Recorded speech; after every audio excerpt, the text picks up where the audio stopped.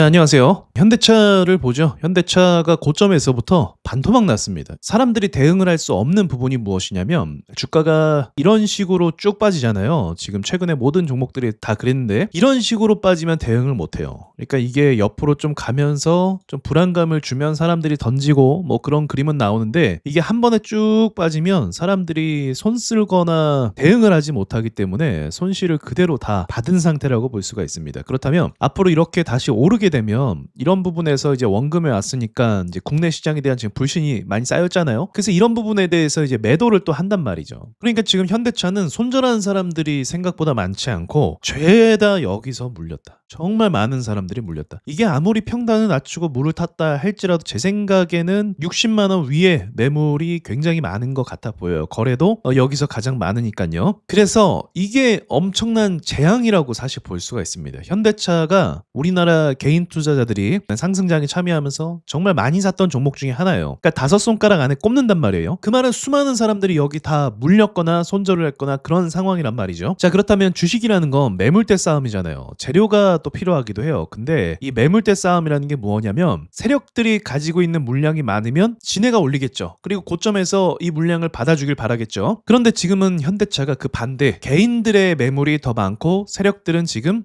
많이 던지고 나간 상태다. 이렇게 볼 수 있는 거예요. 자, 그렇다면 큰 그림으로 봤을 때 이 종목에 대한 저의 견해는 현대차는 오른다에 한 표를 좀 주고 싶어요. 그러니까 앞으로 올라갈 수 있다. 그럼 그 근거가 무엇이냐면 얘는 어쨌든 급등주가 아니에요. 근데 로봇이랑 엮여갖고 급등주로 좀 이렇게 올라간 부분이 있거든요. 그러니까 요게 우량주 상승에서는 절대 좋은 게 아니고 얘만의 속도와 템포를 가져야 됩니다. 그건 뭐냐면 이제 북미 시장의 현대차 점유율이 계속 올라가는 건 사람들이 알고 있을 거예요. 이제 점유율이 계속 좋아지고 있다. 그래서 이 종목을 선택하는 것도 있는 거죠. 이 점유율이라는 게 어느 순간 갑자기 확 치고 올라가는 게 아닙니다. 그러니까 화장품처럼 막 인기가 많아서 지금 바이럴이 되고 막 이렇게 구매하고 이런 차원이 아니에요. 예를 들어 화장품은 단가가 얼마 안 비싸잖아요. 그러니까 나도 한번 써볼까? 이게 가능하단 말이에요. 하지만 자동차는 이 회전율 자체가 높지 않고 사람들이 이 차를 선택하는 데 있어서 앞으로 미국 사람들 같은 경우는 5년 이상 10년 이렇게 탈 수 있잖아요. 그러다 보니까 신중한 선택이 되다 보니까 서서히 이미지가 좋아지고 서서히 점유율이 올라가는 형태인 거예요. 그러니까 현대차의 주가도 그런 식으로 올라가야 크게 올라갈 수 있는 거예요. 계속적인 신뢰를 쌓고 매출이 올라가고 그리고 매물대가 안전하게 좀 방어가 되고 그런 식으로 돼야 되는데 지금 로봇 섹터로 엮여갖고 그러니까 노조 사태죠. 그 노랑 봉투법 그 파업 이후로 이제 주가가 이렇게 폭등을 하게 된 거예요. 아, 로봇 산업이 희망이 하면서. 근데 현대차는 제가 다시 말씀드리지만 기본 산업 자체는 자동차입니다. 현대차잖아요. 그쵸? 현대 로봇이 아니라 자동차이기 때문에 자동차의 기본적인 매출이 잘 받쳐줘야 된다. 근데 매출이 받쳐줘요. 근데 받쳐주긴 하지만 이렇게 급등이 나올 만한 결과는 아니고 꾸준하게 우상향할 수 있는 거예요. 이렇게 상승하는 게 좋은 겁니다. 이런 식으로 우상향하면서 꾸준하게 상승해주는 거. 그리고 로봇이 도입되기 때문에 노조에 대한 리스크도 조금씩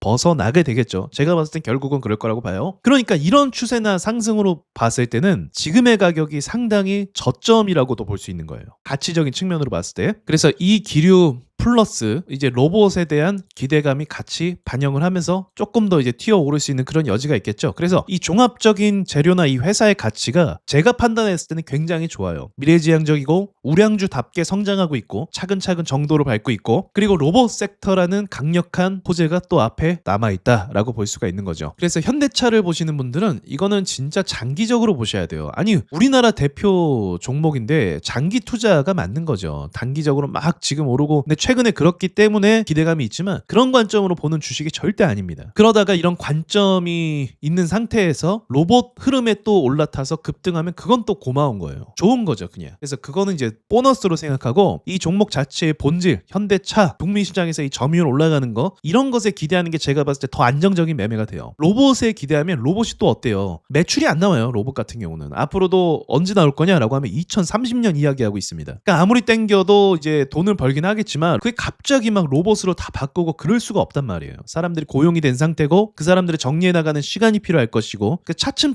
이 로봇이라는 시대는 앞으로 빨리 오긴 하겠지만 그 시대가 이제 주식을 투자하는 우리로서는 기다리기 좀 힘든 그런 시간이 될 것이다. 그래서 로봇 테마가 맞지만 로봇을 기대하기에는 이거는 진짜 갖다 붙이기 나름이거든요. 예를 들면 얼마 전에도 로봇 올랐잖아요. 근데 또 앞으로도 그런 식일 거예요. 떨어졌다가 또 로봇 어쩌고저쩌고 뭐 옵티머스 어쩌고저쩌고 하면 우리나라도 로봇 산업 어쩌고저쩌고 하면 또 올라갈 거예요. 근데 그게 매출이 기반이 아니기 때문에 항상 이런 식으로 꺼진다고요. 그래서 제가 로봇주를 조심하라고 계속 말씀드렸거든요. 그러니까 그런 맥락이에요. 조심해야 돼요. 로봇주는 돈을 못 벌어요. 쉽게 말하면 지금도. LG전자가 왜 지금 죽쓰고 있어요? 돈을 못 벌잖아요. LG전자 역시도 로봇으로 뭐 돈을 버는 시기가 2030년 이렇게 이야기하고 있습니다. 지금 판매하는 로봇, 가정용 로봇 이거는요 돈이 안 됩니다. 고부가 가치 상품인 건 맞지만 많은 사람들에게 이제 보급이 되는 건 아니다. 더 쉽게 말씀드릴게요. 스마트폰 있죠. 스마트폰이 고부가 가치 상품이기도 해요. 100만 원이 넘잖아요. 그쵸? 그리고 이거는 모든 사람마다 하나씩 있어요. 전 세계 사람들에게도 하나씩 다 구매를 해야 돼요. 그래야 일상생활도 할 수 있어요. 그 정도의 보급률이 돼야 주가가 폭등하는 거예요. 그러니까 보급률 아시겠죠? 미래 산업이라고 다 좋은 게 아니라 보급률이 사람들이 이걸 사지 않고 많은 가정에 들어가지 않으면 의미가 생각보다는 없다는 거죠. 이해되시죠?